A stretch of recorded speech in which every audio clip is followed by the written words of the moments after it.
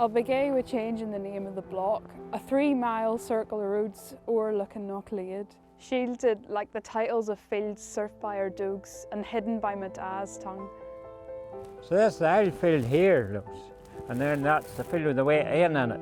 And down there, that's the front field. We call that the front field, so Files become less sticky, like Ma and I's elderflower cordial or the mornings spent blackberry picking. Our house is next to an old fort where I imagine a Viking stronghold used to be.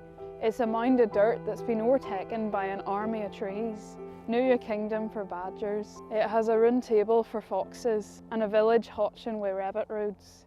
I learnt as a wean that although bonny, they're always wild. I like to think I have some of that in me. Like Our Lady tree standing out along the road in a dancing pose. The old waterhouse, Frae runs under the brig. The mill still stands. There's a lamp behind a clatter of halted clocks, and cobwebs loom on a broken dresser where a noble lady might have sat. Antiques or chainsaws, beauty for by the dangerous. But the most precious possessions here are stories, woven by memories.